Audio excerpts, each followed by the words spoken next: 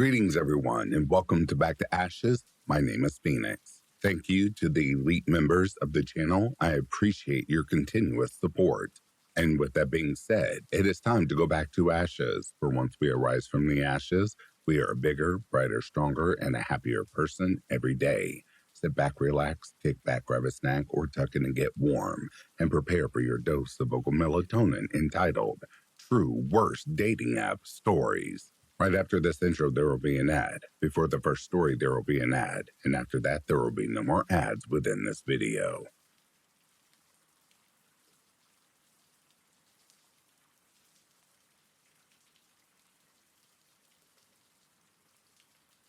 Buckle up, people. This happened December 2017. Involved police and a broken pelvis. I matched with this guy on Tinder, and we decided we'd meet up at a cafe. Now me, being a lass, I wouldn't mind paying the bill, but the first red flag was the guy telling the cashier he doesn't have change. Like, okay, I could just pay, but his excuse was rubbish. I saw his wallet, and he wasn't even poor. So we sat down and talked, and I noticed this guy kept twitching here and there. He kept rolling his eyes. When I asked him about it, he claimed to have epilepsy. But then, when we were about to part ways, he told me he was on meth. Now, at this point, I was like, to hell with this shit, I'm out. But the next day, he asked me to attend his work party with him and his friends, which was fine with me. After the party, I decided to go to his place. I never had sex with him or did anything with him.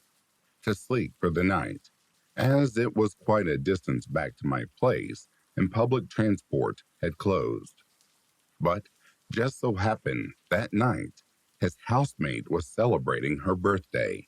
So we both had a few drinks and I decided to sleep in his room for a bit. I even set an alarm. Now, this is the start of the fucked up part. Let's refer to my Tinder date as Ron.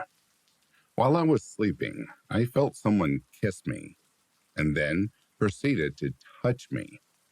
At first, I thought I was dreaming, but then I felt a sharp pain in my vagina as if it had been scratched by nails and jumped. To my surprise, I saw two heads as dark as silhouettes in front of me. As I tried to get up, they held me down. I tried to scream and kick around. They ran out the door, left me alone in the room. As I switched on the lights, I sat on the floor, my back leaning on the door, crying. What the hell just happened? I did not see Ron until a couple of hours later at 4 in the morning. He told me he went out to buy cigarettes, but I guess he went to buy drugs. As I told him his housemates harassed me, he didn't believe me and instead called me a whore for seducing them.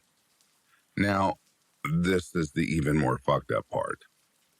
He kept implying his theories into my head and made me go crazy. I was emotionally weak. I just wanted to go home. The next day, I told Ron I'm going home, so I walked to the station. He wanted to follow for whatever reason. Along the way to the station, he kept spewing his stupid theories to me, like he blamed me for being drunk or me staying too close to his culprits. Mind you, I never even talked to them until stuff happened. I got so fed up, I told him to shut up and stay away from me. And when I reached the train station, I fell down the stairs. Police ahead. This is the most messed up part. I am still traumatized and depressed whenever I think back. I woke up in the hospital. I did not remember what happened, and I could not move my legs. I woke up to an inspector asking me questions like, "Are you on drugs?" or "Why did you jump?" I was so confused. I wasn't sure what just happened. That night, the police told me they had found meth in my bag, and they have a suspect. and I might know the suspect. So, when the police showed me a picture of Ron, tears ran down my eyes. I had trouble breathing. I could not feel my face. I was so scared, but I told them what happened to me. They took my statement and opened a case for me, did a rape kit test, tested my blood for drugs, etc. They told me they will get back to me once they've taken the suspect's statement. It took me a few months to fully recover. In the end, Ron got deported back to Canada. He's Canadian. Can you even believe it? The culprits were bailed out of jail and fled to another state. And that's my traumatizing Tinder experience. Congratulations if you made it this far. Thank you for listening. This is just 80% of the story, as I fear it would be too damn long to write the entire thing. Oh, and a quick edit. Yes, I know I made a stupid mistake, and it was one hell of a lesson for me. Too much of a price to pay, in fact. Never again am I going back on Tinder. It's better to meet people in real life, even though it's not that easy. And it is much better to always be aware of your surroundings. But hey, it was my own mistake. I am owning up for it and doing my best I can to improve myself.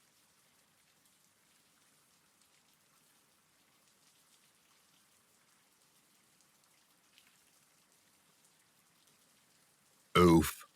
Get ready for a ride. And please remember before going on that I was young and dumb at the time, and that I am much wiser now.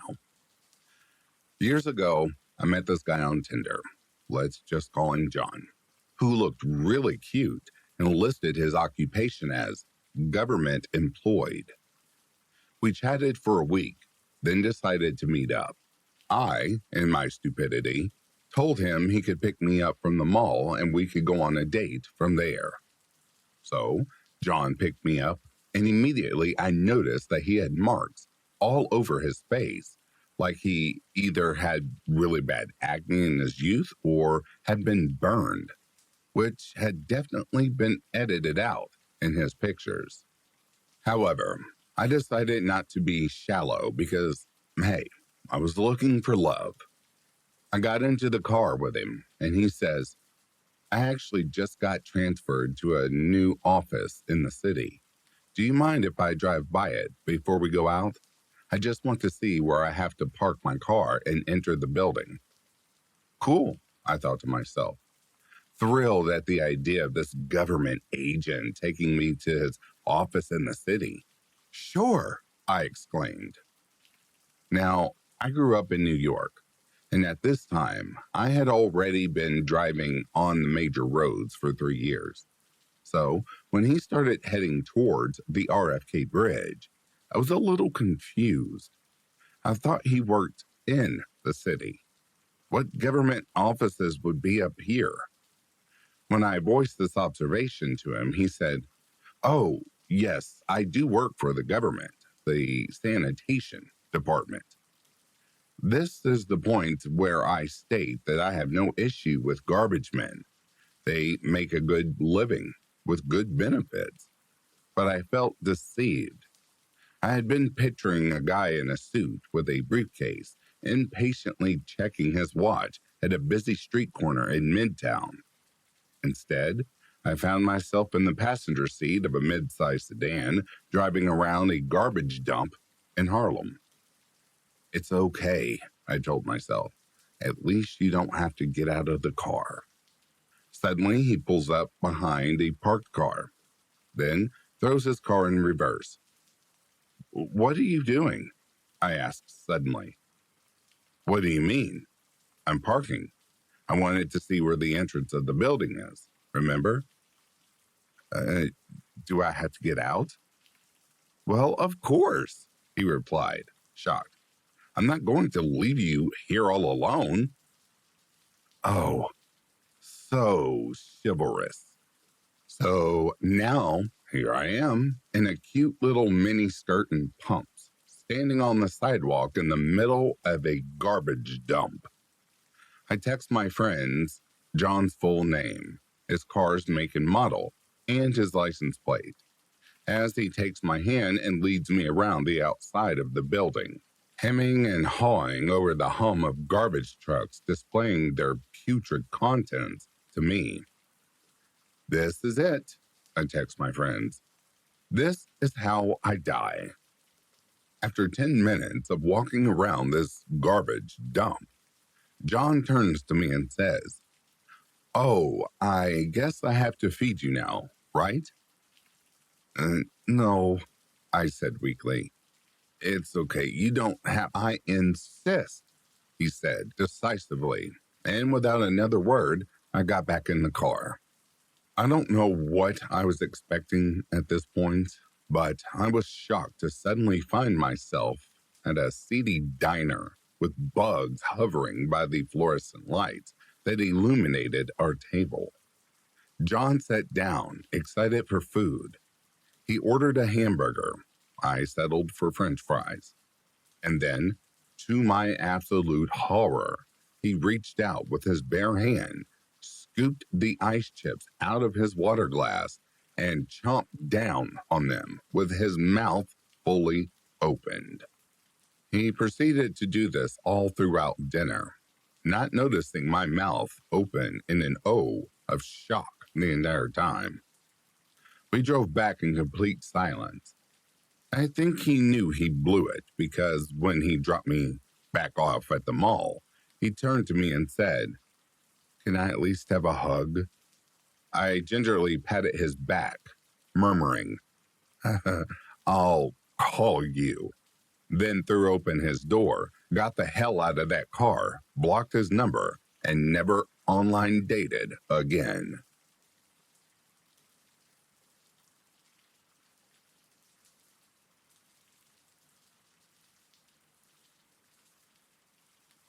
I used to have a job that was adjacent to sex work.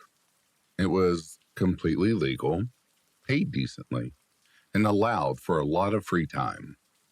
Was it safe? Not really. Was it fun? Probably too much. I was at a strange point in my life where danger equated excitement.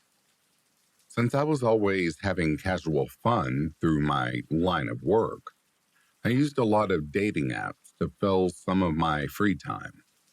In my mind, work was work. These were guys who paid my bills, not anyone I'd ever consider getting involved with. I figured I'd just find a casual boyfriend through an app, not realizing this person probably wouldn't be cool with my lifestyle. Then, I matched with a guy I was head over heels for. Without going into too much detail, he looked and talked like the guys I dreamt about. He was so tailored to my taste that I actually kept him a secret from my friends. I thought if I shared my discovery, it would tarnish it in some kind of way. Like one of my friends might steal him from underneath me before I even got the chance to meet him. In hindsight, maybe I thought it was too good to be true. It's what I call getting love bombed. The honeymoon phase where two people see the most perfect version of each other long before anything can be spoiled by who they really are. I was getting love bombed. Bad. I wanted to talk to this guy at all hours, and it was starting to affect my job. Finally, we caved and made plans. No wasted time on dinner or a bar. He gave me his address and I dropped by late one night after work. It was explosive from the start. Literally from the moment we met at the door.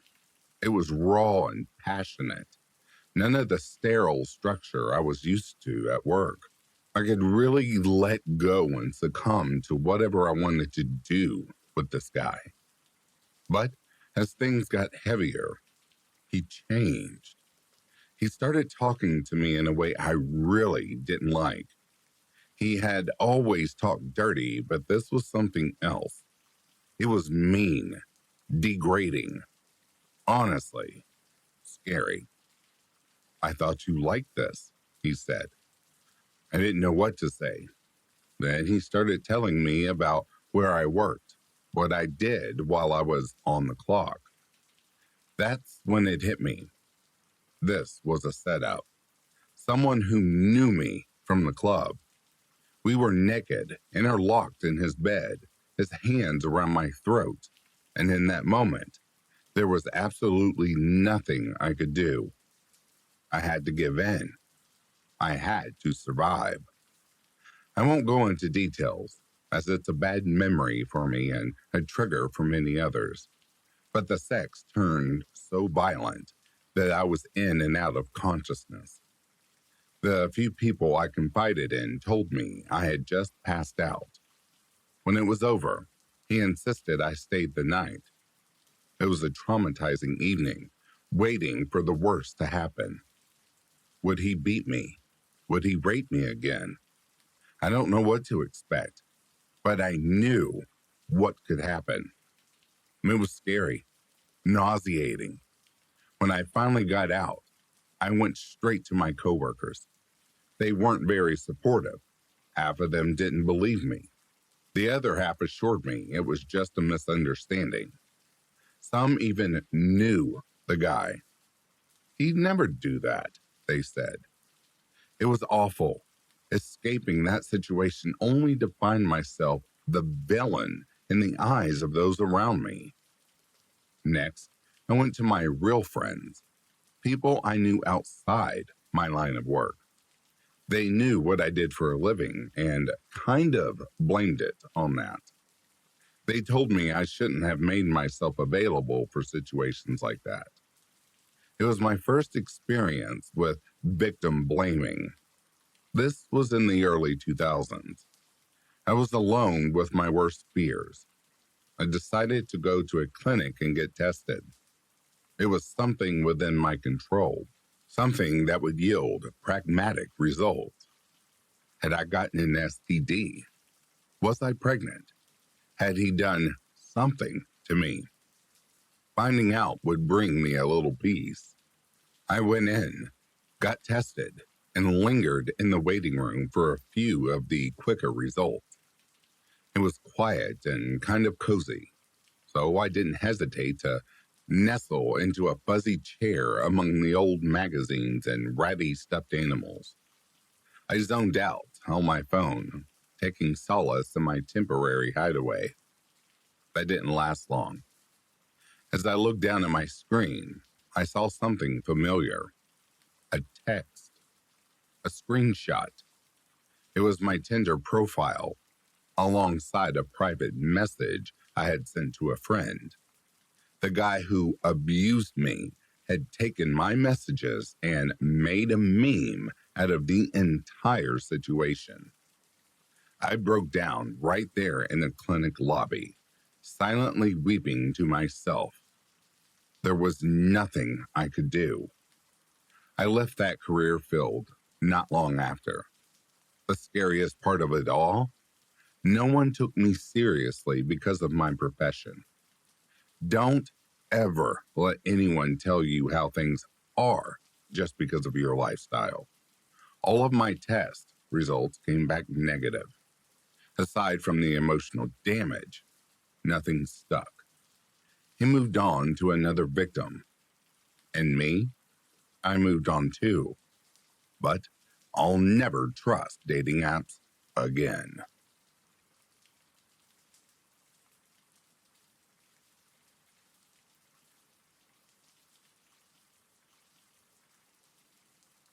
I had an OkCupid account for a few years, and I would occasionally get on there, mostly when I got drunk, to message people or check to see if I had any matches.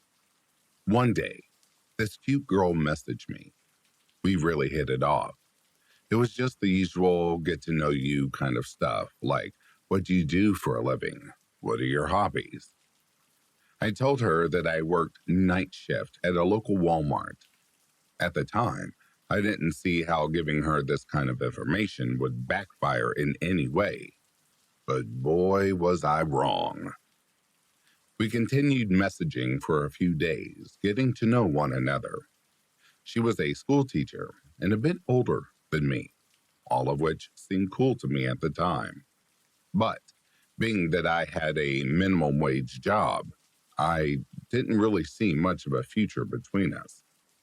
Our conversations were growing a bit stale, so, being the asshole that I am, I decided the best course of action would be to just stop talking to her completely instead of telling her that I wasn't interested.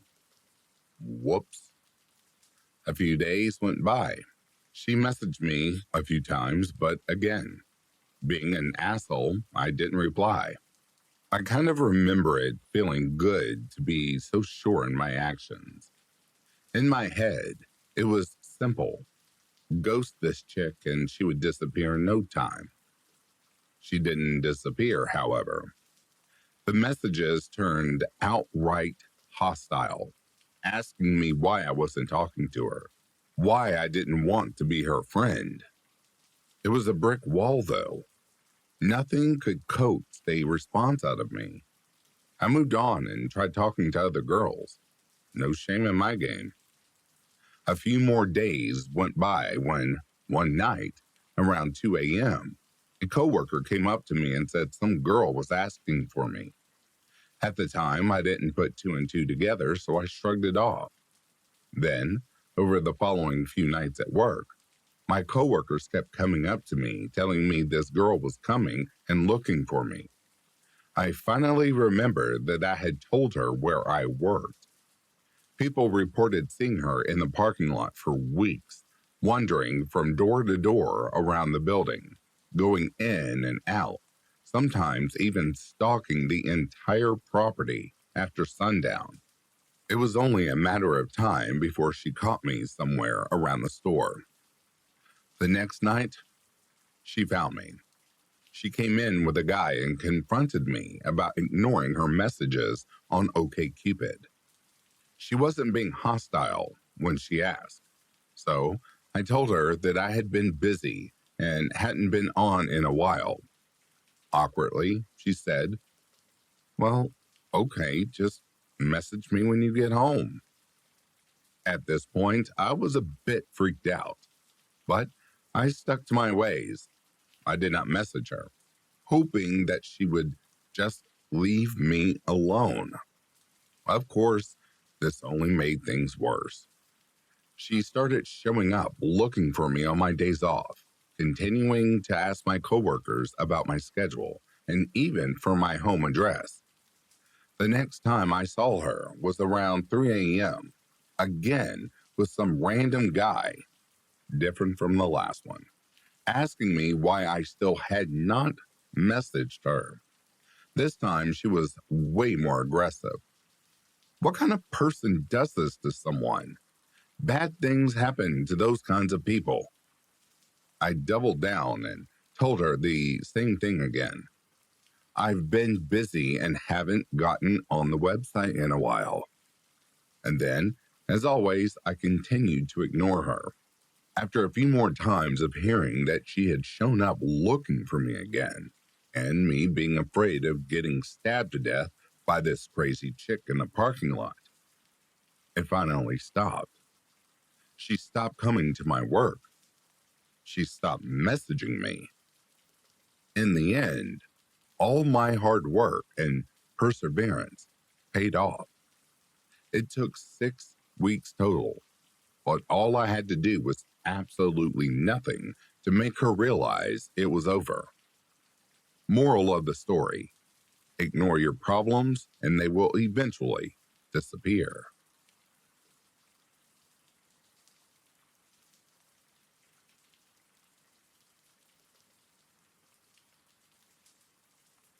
This is the story of Dirty Kiwi. I love this story. I have shared it a couple of times to a few perplexed yet intrigued listeners, and it always is a roller coaster of wondering if I'm about to get murdered. Spoiler alert, I didn't get murdered. Back in 2015, I matched with this foreigner while swiping in my home city in Latin America. He was tall and lean, with his huge, wild mane of hair tied up in a messy bun. His pictures had him out in nature, then walking a catwalk in some fashion show, then out in the wild again. His profile said he was from New Zealand, living in my country, doing some vague soul searching. Neat, I thought. Probably some hippie from a developed country looking for an authentic life changing experience in my overly mystified country. Harmless. We matched and talked for a few days, with pretty solid banter and no red flags whatsoever. He mentioned how he missed his country, where everything was gorgeously natural and the outdoors were the default. Total hippie, I thought to myself. He proposed we get dinner, and I agreed to meet him at a public park by the city river. When he showed up, he was every bit as good looking as the picture, green eyes and messy hair included, which would have been the most outstanding aspect of that meetup, if not for the fact he reeked, and I mean reeked, of pot. Everything on him was impregnated in a weird mix of herb, smoke, and something else. Yep, definitely a hippie, I thought, quite satisfied with myself. That day, we rolled down the grass and casually talked about life while he smoked a joint. He was unsurprisingly college educated, charming, and well traveled. He explained to me how he had several students he taught English to and spent the rest of his time on his hobbies. I thought nothing of it at the time. Had I been smarter, I would have asked some questions. A few days later, he invited me to his place. He explained to me he lived in a house with his friend and that he would make me pancakes if I came. Things had gone pretty smoothly, and we had both agreed to get down to business. So, this seemed like the right chance for it. He gives me the address of his place, and I immediately realize it is in one of the most ghetto places in town. Trying to remain polite, I ask him to pick me up at a nearby public place, all the while texting a friend to let her know that if I show up with a missing kidney, she needs to point the police towards the pot-reeking Kiwi living in this ghetto. They could follow the scent from the nearest station, probably. Dirty Kiwi picks me up from our meeting spot, sunny as always, and we stop at a local shop to get eggs, bananas, and butter for the pancakes, he says. And for a second there, I'm surprised he is actually going to make me pancakes. The giggly sensation disappears real fast once we arrived at his home, and I immediately start sweating cold. The house is more of a crack house than an actual home. The details are blurry, but the horror is real. Missing pieces of wall, sofas and couches with no armrests or backs, an old tube TV in a corner, moldy kitchen walls in the distance, tall black fence locked quickly behind me. Welp, I think, this is it. I can kiss my kidneys goodbye. At least I told my friend to tip the police. I am almost shocked to not be jumped right then and there. My prejudiced ass almost faints when Dirty Kiwi gently touches my back and invites me up to his room with a very serious expression on his face. We make our way up a flight of steps that is missing every other step, my internal voice screaming to jump out the nearest window. I reached his room, convinced something criminal will happen any moment, only for DK to plop gracefully onto his plastic foam bed on the floor and offer me a joint. He starts talking about life, completely unaware of the many theories going through my head. Handsome, college-educated Kiwi, moves to South American city to teach English on a modest but dignifying salary. Yet he lives in a rotting house in the middle of the most dangerous ghetto in town. At this point, I am intrigued and way past the point of being bothered by the absolute lack of furniture or flooring in his room. Hours go by and I still have my kidneys.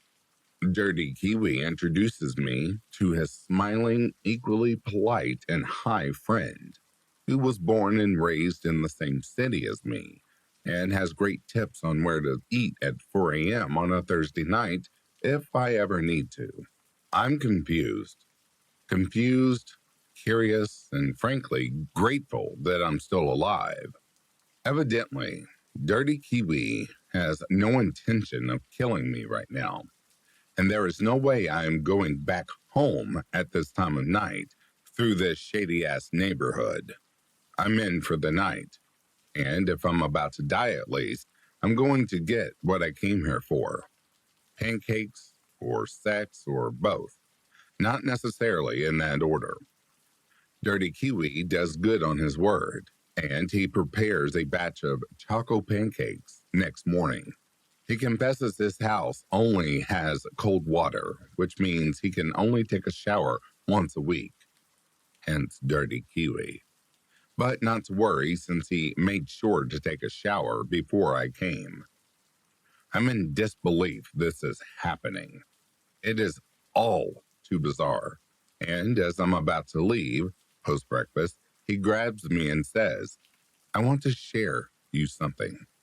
I'm sure he is about to show me the hidden compartment where he keeps all of his victims when he grabs a set of keys and stands in front of an impressively big utility shed in the backyard. My jaw drops when he opens the door to uncover a homemade greenhouse, completely filled with the tallest, most abundant plants of cannabis you could have ever imagined. He smiles lazily at me, and he realizes I am trying to count the plants to no success. I get out of that place that day and feel shivers run down my spine the moment I reach home.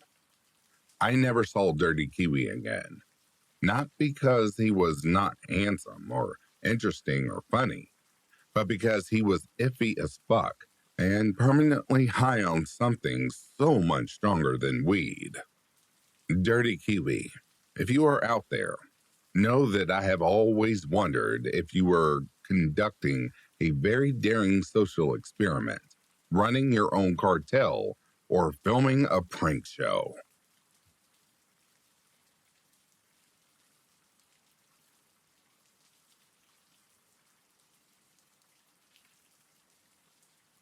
I used Tinder and other dating apps when I was younger and single.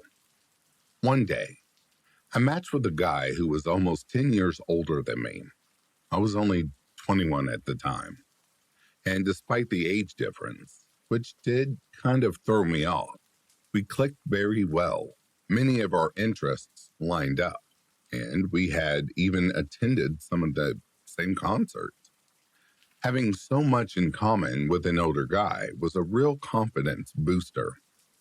He went on, and in just a week, he suggested we waste no time falling in love. He made it clear he wanted to sweep me off my feet, and there wasn't any sexual pressure or urgency at all. This was a genuinely nice guy who wanted to be sweet on someone. Later, he implied that we should move in together.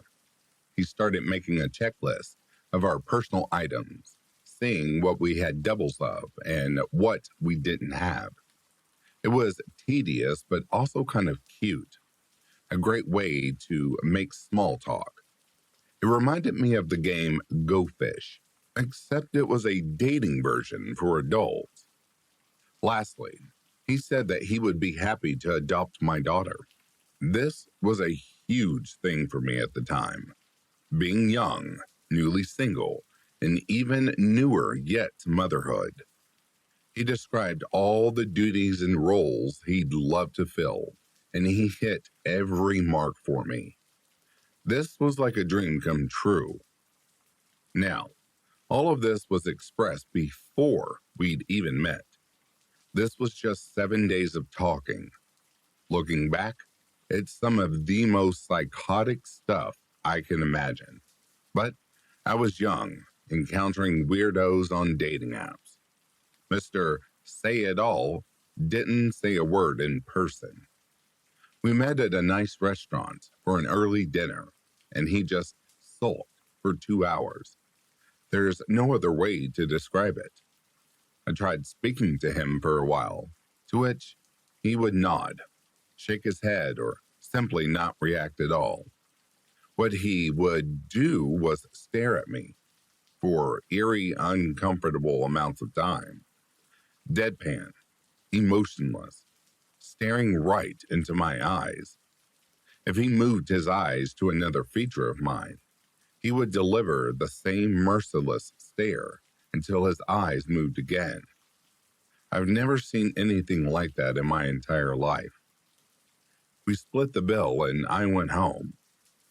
We continued texting for another week as I struggled to let him know that I was no longer interested. He mentioned planning a second date, which forced me to finally come clean. We had a back and forth discussion for maybe an hour about essentially the same thing, that we weren't going to talk or see each other anymore. To which he would say he didn't understand, and then continued his gushy, smothering talk. Once I finally got through to him that we were over, he actually took it surprisingly well. He didn't beg or plead for another chance or ask me to meet one last time. I actually never heard from him again. Despite that silence, I've never forgotten that damn stare. People talk about someone boring their eyes into them, and this must be what they mean. Dark, beady, unblinking. I could feel my heart thumping to a roar the longer he looked at me. Sometimes I wonder what he was thinking while he sat there with that look on his face.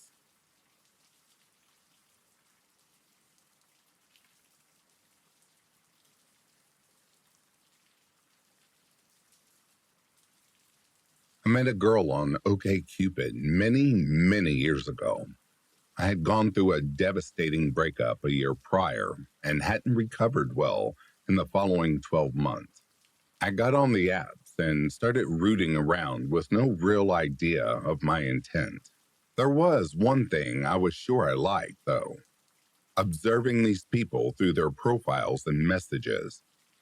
You could tell some girls were absolutely wild, but then there were some who just seemed to be obviously crazy. When I say crazy, I don't mean, whoa, she's going to regret that in the morning. I mean clinically insane. People having meltdowns in a cyber setting. And then I matched with one of these girls. She was attractive and kind of my type, short of the explosive mental unrest. We exchanged a few messages that ranged from curious questions to oversharing, threats of violence, and sexual sexting. This girl was top to bottom off her rocker. We met up for a lunch date where I really got the scoop on her. She ordered a cocktail and then casually told me that she ate 8 Klonopins a day. For those who don't know, Klonopin is a benzo known for relaxing the brain.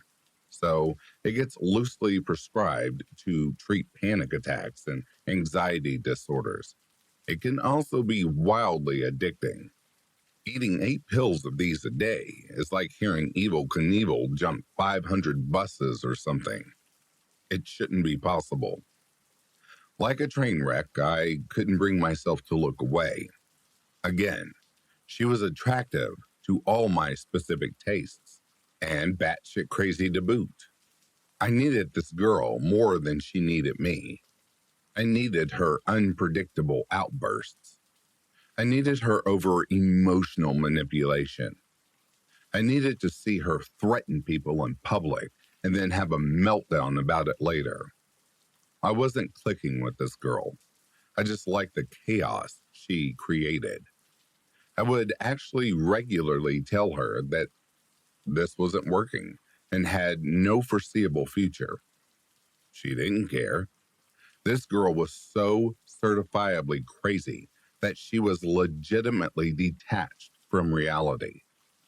After something like 6 weeks of regular dates, I finally broke it off. It was clear how toxic the entire relationship was, and I had clearly contributed to that. But for me, it was purely from a point of spectating. This girl was going to be crazy either way, and for a short time, I got a front row seat. I knew breaking it off would be messy, just based on what I'd seen, but never could I have predicted just how far she'd go. We had a series of dates that ended in fiery confrontations with waiters, bouncers, whoever the local authority was. Taking this girl out was starting to become a problem that could have long-term consequences. So, one night, she came over, having the same expectation as usual. We'd pregame, fool around, jam to some music, and then map out whatever bars we wanted to land at. But this time, I just told her no. We were at the end of the line I'd been talking about since day one. We wouldn't be making plans anymore. She did not take that well. In fact, she didn't take it at all. It was like she didn't even hear me. To say this girl went by the beat of her own drum is an understatement. It'd be more accurate to say she was constantly navigating a state of psychosis. She wasn't nice enough to just turn around and walk away. She had to throw it all back on me. And honestly, I probably deserved it. You don't get to take a picture of a rattlesnake without risking getting bit. That being said, it was a relatively easy storm to weather. She screamed at me, tried to coax me into a physical altercation, gave me crazy eyes, and spit in my face. The general breakdown I'd seen dozens and dozens of times at this point. And just like that, she was gone. She packed what few belongings she cared to take with her and slammed the door so hard it cracked the glass in the window. I took it like I would any other win and counted myself lucky that it ended there. But it didn't end there. I didn't use my OkCupid account for some time after dating that girl, probably out of guilt. Either way, I received an email a week later informing me that my account had been banned and that there could be a potential investigation depending on the nature of the closure. I read the details over and over again, but none of it made sense. I convinced myself they must have the wrong guy and that it was a mistake. That's when I started receiving Snapchat notifications over and over, one after another. I opened the app and found out it was her. Yeah, you like that? Thought you were just gonna walk away? The messages were all vaguely intimidating. Lots of shit talking. She was putting me on full blast. What the hell are you talking about? I asked her. And then it all started to come together. She got my profile banned. That's what the email was about. She told them all kinds of crazy shit about me. Enough that they forced the closure of my account. God knows what kind of insane made-up bullshit she told them. It could have been literally anything. That's why the email from them seemed so pointed when I read it. They were under the impression that I was using the platform to abuse women. This was rapidly turning into a nightmare. She asked if I wanted to talk and make amends. I told her she was crazy and that getting involved with her was a huge mistake. Then she started sending me photos, and not the fun kind. For the entire rest of the night, I received endless pictures of different firearms, all placed in various positions alongside different forms of ammo. I didn't even know she had access to this kind of thing. But here I was, on the business end of a benzo addict crazy person showing me their arsenal. Eventually, she must have fallen asleep or something because the messages stopped. I went in and blocked her on all fronts when she was distracted and deleted whatever profiles I felt weren't necessary. The last thing she ever said to me was, "Watch your back." And I actually did, for a few weeks. She knew where I lived, but we had never actually exchanged phone numbers. Fortunately, she was pretty easy to lose after I broke it off.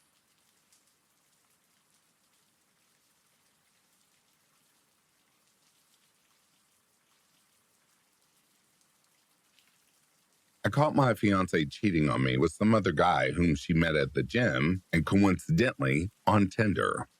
I had built the house we lived in from the ground up and was smart enough to have bought and installed a surveillance system that not only covered the entire yard, but the inside of the house as well. The system included HD video, audio recording, and even came with night vision. I did not tell her about the system, and she never suspected that she was being watched inside the house.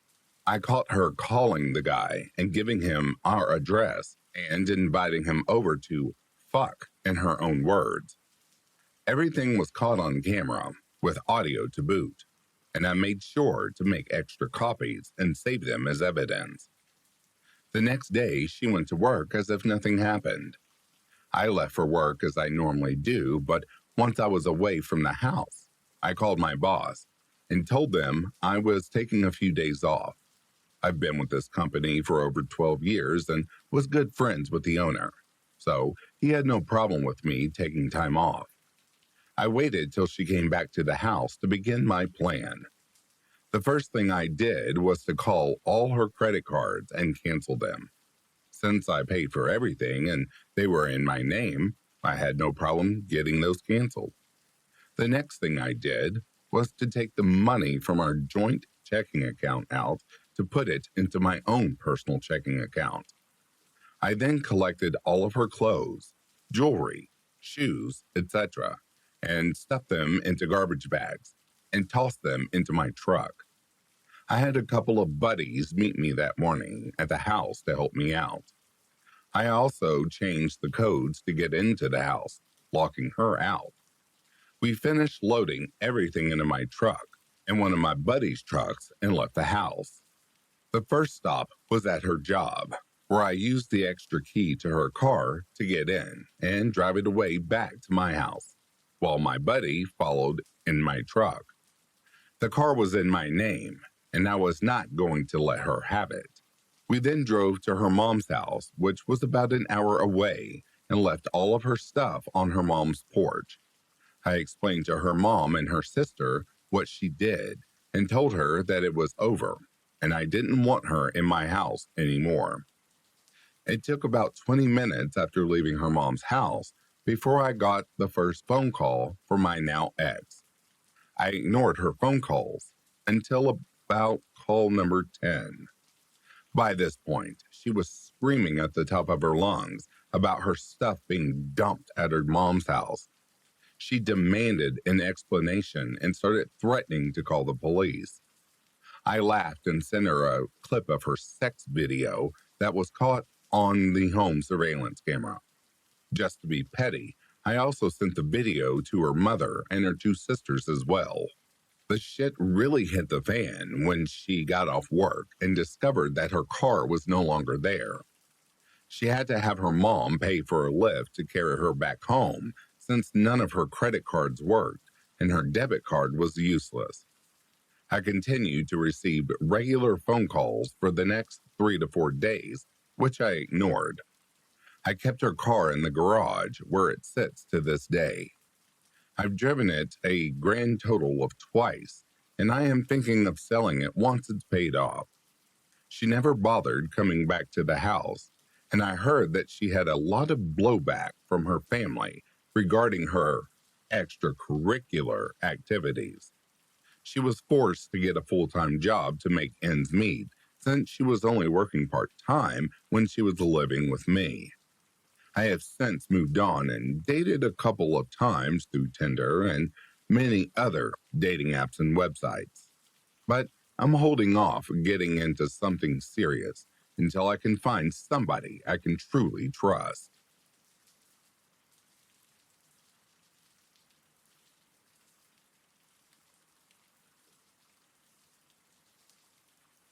I never use these apps much, but there is one time that really stands out. It just happened to be from a dating app. I matched with this girl who was really pretty. She seemed plain and wanted a simple night out. No tattoos, no urge to party, and no apparent interest in drugs. All signs pointed to a nice, quiet evening. We agreed to meet up for dinner and test the waters of conversation. It was your average Americana restaurant, a place I had only been to once and that probably went out of business later that summer. We took a booth in the back, and this girl slid in next to me without any hesitation. All right, kind of strange, but not the weirdest thing ever. We made small talk, getting each other's names right, when I suddenly felt her fingers creep into the palm of my hand. For some reason, I pretended not to notice. I mean, surely she wasn't trying to hold my hand 30 seconds after meeting me. As the waitress came back to take our drink order, her fingers slid between mine in a classic hand interlock. This was really happening. Throughout the entire meal, she never let go of my hand. "Can you squeeze harder?" she asked. What?" I replied. "Come on, your hands are so big. Mine are so little. Can you squeeze them really hard?" She went on and on.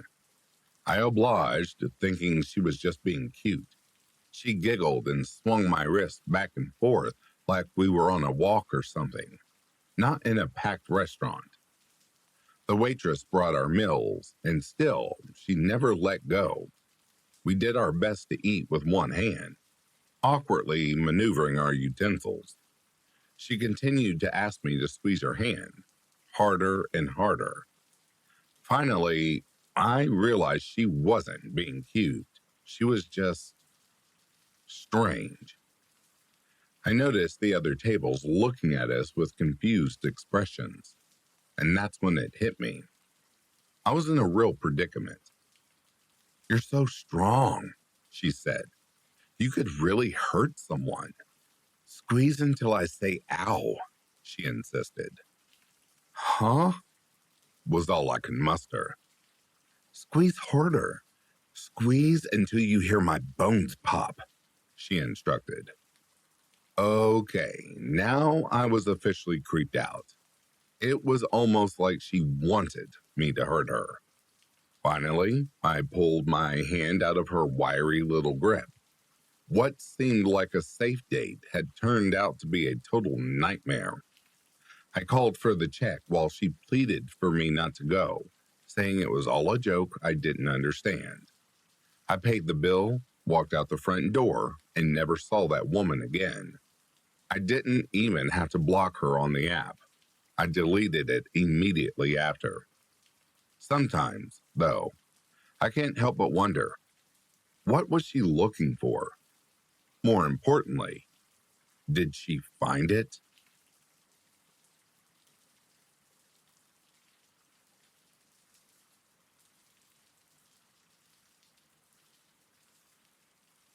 I got on the dating apps to start experimenting. I went through a crazy breakup and swore off men for good.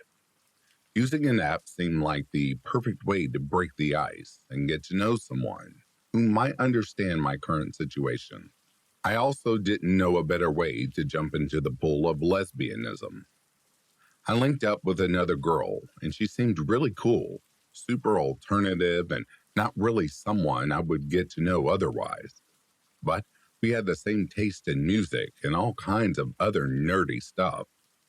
We really clicked on a surface level, which gave me the self-esteem boost that I was looking for.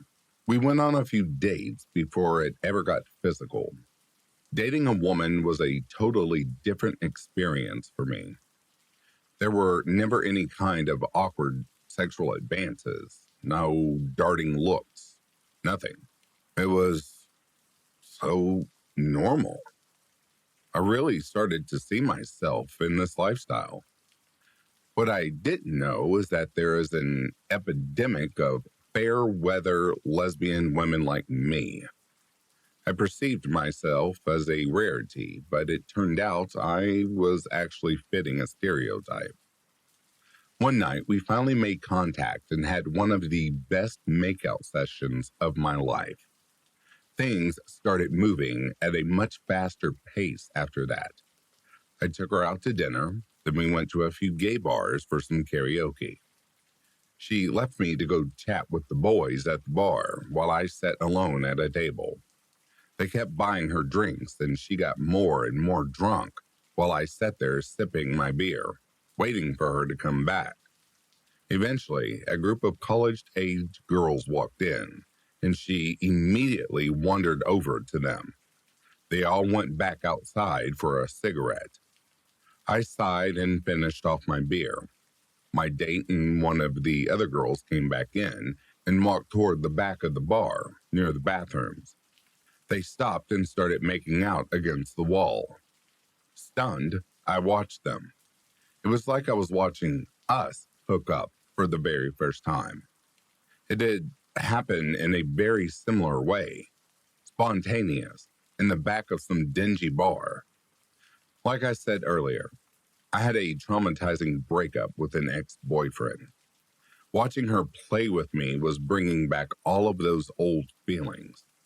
The self-esteem I'd been working on was now trying to suffocate me.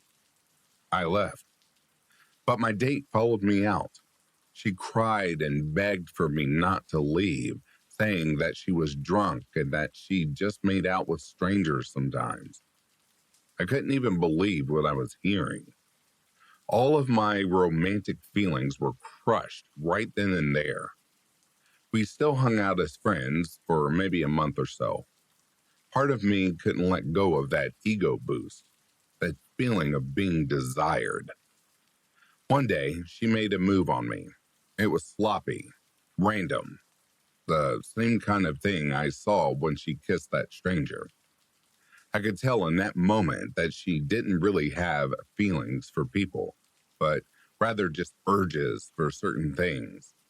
It didn't matter who was around as long as she was satisfied.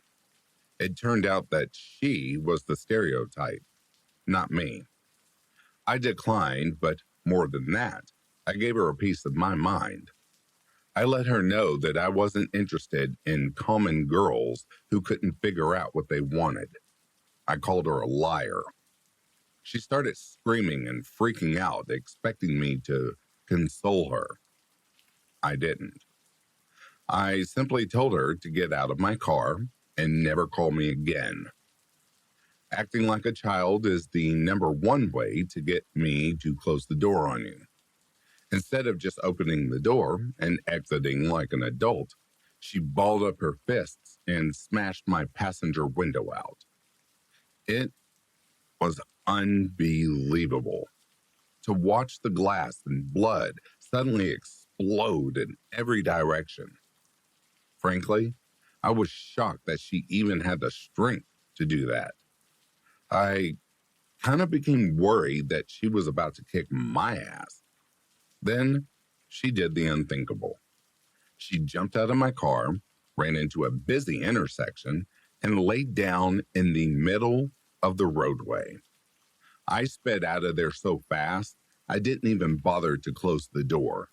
The speed alone bounced it closed, and I never heard from her again.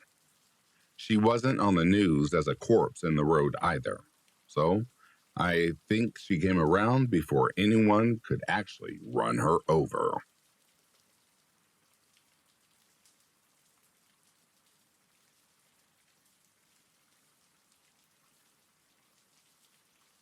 And that, dear listeners, brings a close to these worst dating app stories.